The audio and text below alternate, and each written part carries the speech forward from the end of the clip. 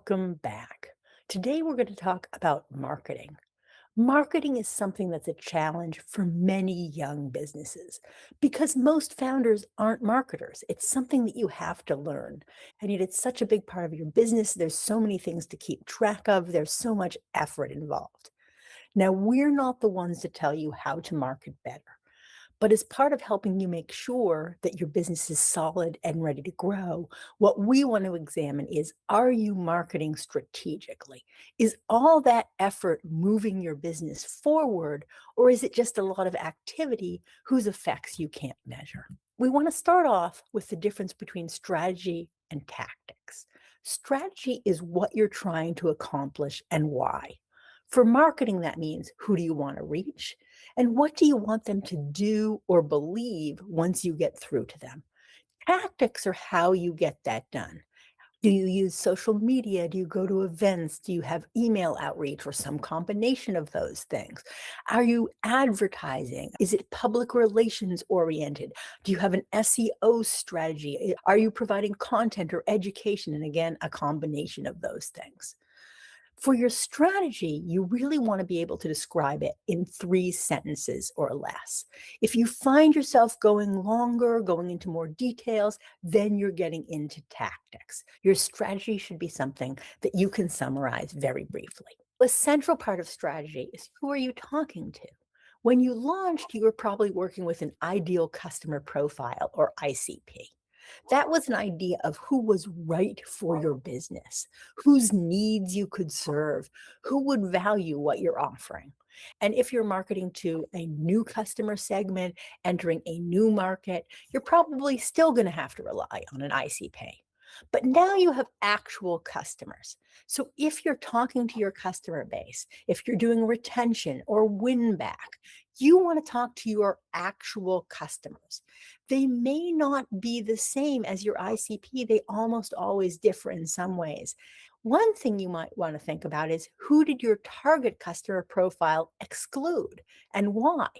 Oftentimes, some of those that you excluded may be your actual customers, and you may want to reevaluate that. But at any rate, you want to think about that difference between your actual customer and the ICP. How do they differ? How meaningful are those differences? And if you're not reaching your target customer, why are you not reaching them? Are they perhaps not the right target customer? Perhaps your actual customers might be a better target. But to figure that out, you've got to look a little deeper. Which of these is easier or more efficient to reach and close? Which buys more? Which is more profitable? And if you listen to our last segment, you know those are not the same thing. And which has greater longer term potential? If you're not reaching your ICP, is your strategy wrong or is your targeting wrong?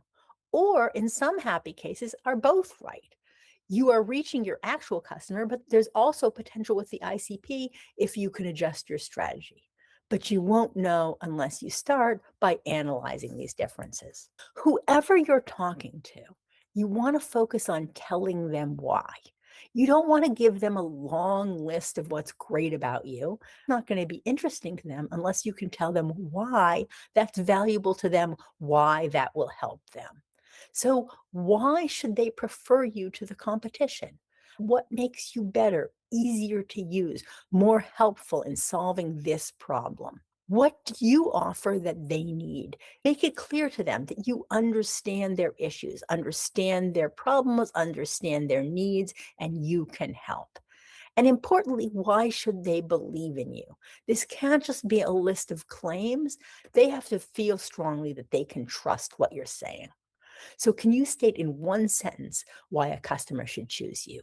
That's the beginning of the argument you want to make to your customers. Now that you know who you're talking to and what you want to tell them, you need to make it happen. That's where you need to build out a strategy that should work even without you. Now, I know many young businesses don't have the luxury of outsourcing or delegating, but you want to build the strategy so that at some point you'll be able to. It starts with availability. Can somebody else access your strategy in a way that's so clearly explained that they'll understand it and be able to put it to work? Handoff. Could someone else execute your strategy without your oversight? Are the important issues clear? Are the goals laid out so that somebody else will understand? One thing that can make it easier to have a clear, coherent strategy is subtraction. As with many parts of the business, you start doing this, you start doing that, things become routine. If you stop and look at what you really need to do, some of those things may not be as necessary. Eliminating those is going to make your strategy clearer. Another question you can ask yourself is, if a competitor used your marketing materials, would anyone notice?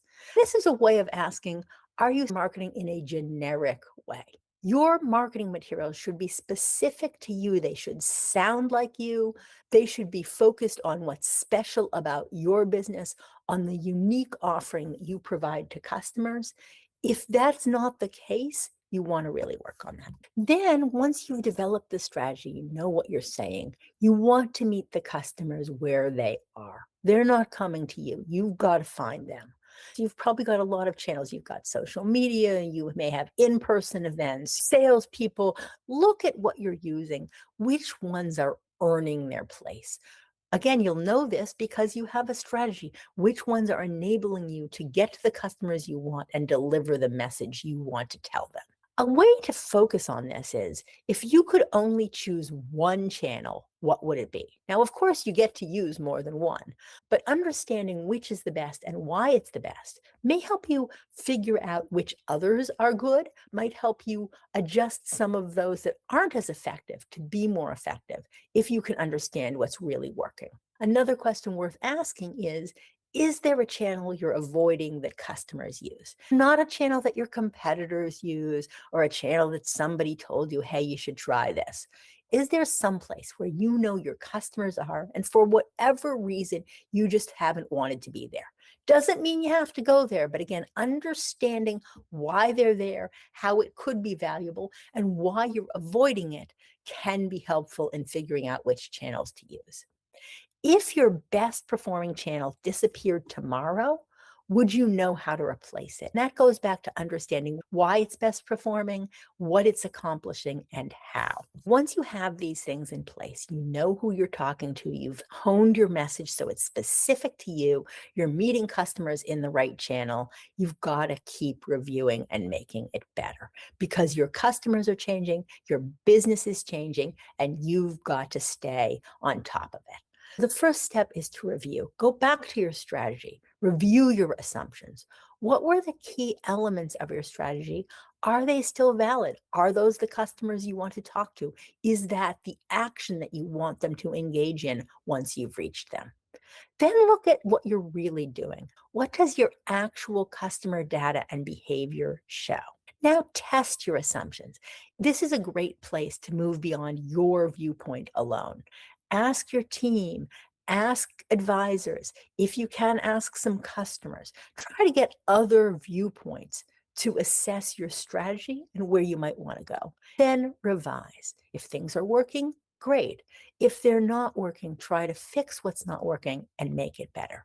You need to establish this feedback loop between the actual customer behavior and revising your strategy so that it remains relevant and keeps moving your business forward. Because that's the key question. Is your marketing moving your business forward? It's a lot of work, so it should be really doing what you want it to do. As always, we've got a full list of questions you can access at the link below to help you assess the places where your business could really use some focus. We advise you to work with other business owners. This is an area where you will be surprised. Everybody has a few little tips that they think are nothing that will be great for you, and vice versa. If you don't have somebody to work with us.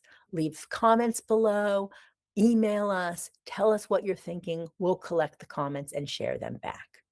Next week, as we round out our final 3 sessions, we're going to focus on the future.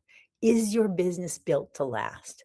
So subscribe to our YouTube channel below and sign up for our newsletter at paddlingfuriously.com/ so you can get all our modules, all our questions, and make sure that you're building the business that you want, that's strong and sustainable and growing into the future. We'll see you next time.